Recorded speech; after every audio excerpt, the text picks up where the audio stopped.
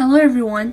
Last time we talked about the poverty due to the COVID-19 in the United States, and today we turn our attention to the poverty impact of COVID-19 in China. To investigate the likely impacts of COVID-19 on rural poverty in China, Luo applied a unique dataset with 2 rounds of nationally representative household survey involving 1,733 rural households in 8 provinces in China. The first survey was conducted in December 2019 and the follow-up survey in February 2020. The survey data showed that among those who were recently out of poverty, 23% reported that they might fall back into poverty due to the COVID-19 pandemic. Among those who have never been under poverty since 2013, about 7% reported that they could fall into poverty due to the pandemic. The number was high as 13% in Hubei province because Hubei has experienced the most serious infections of COVID-19 and they implemented the strictest lockdown measures. The multivariate analysis further revealed that the fall in off-farm employment during the pandemic was the most important factor that resulted in higher incidence of falling back into poverty. They also find that the lower-income households were more likely to fall back or fall into poverty during this pandemic.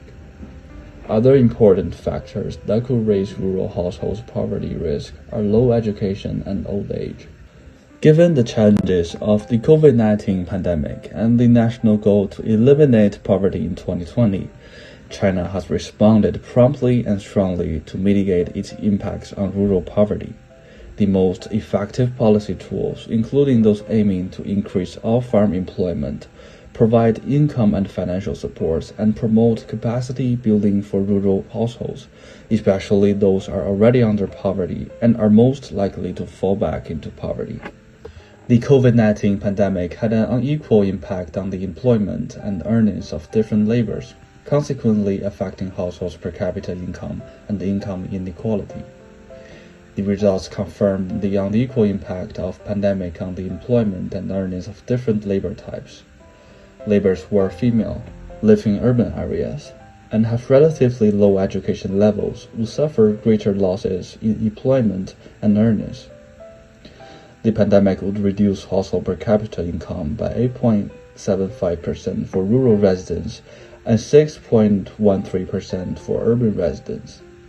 While the pandemic would have a larger negative impact on the employment and earnings of urban laborers, it would have a greater negative impact on the household per capita income of rural residents. Moreover, the per capita income of lower-income households is more vulnerable to the pandemic, and the number of residents living below the poverty line would increase significantly. Thus, the pandemic would aggravate income inequality in China and threaten the livelihoods of poor families. Under this pandemic, government also frequently involved in regulations. Generally, Chinese government uses substantial subsidies to promote the economy and to prevent the surge of unemployment. For the monetary policy, the government has declined the mandatory reserve ratio for banks. This allowed the banks to lend more loans with the same amount of reserve fund.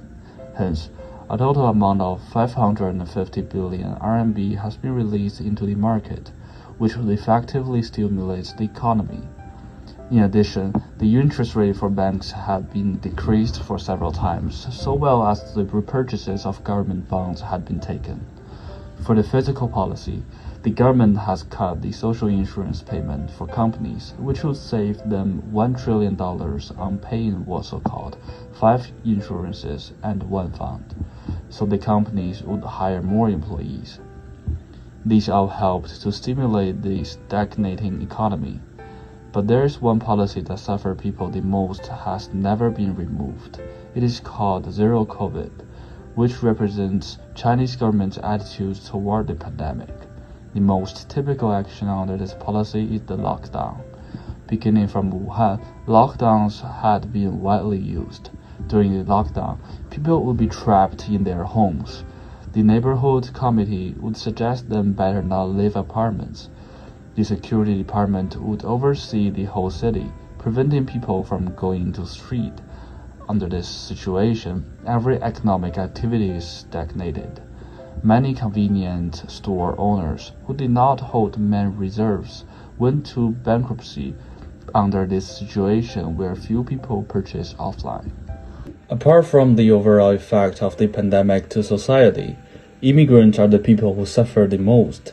Most immigrants are poor people from other provinces who come to cities and want to work in factories or do part-time work in order to save money for their family members in rural places. They do not have a permanent house in cities. Nevertheless, under lockdown, all people are forced to stay at home or to be isolated. Consequently, these people not only lost their income during the COVID, but also are forced to pay additional fee to have a place to live. This posed a serious economic burden on the immigrants. A Chinese citizen had given a vivid example. It was happened during the lockdown in Xi'an. An immigrant who used to be a man for takeaway tried to escape from Xi'an since he could not afford the fee to live in isolating hotels. All in all, immigrants not only lost their job during the COVID, but also was tolerating towards the huge monetary burden of paying for isolating hotels. The agriculture sector was affected to a lesser extent compared to other sectors. Agricultural GDP nevertheless fell by 3.2% in the first quarter of 2020. Since the effective control of COVID-19 in late March, China has gradually restored its economy, with its real GDP increasing by 3.2% and 4.9% respectively in the second and third quarter in 2020. That's all for today's Poverty Lab. Next time we're going to continue focus on the poverty in China. See you then.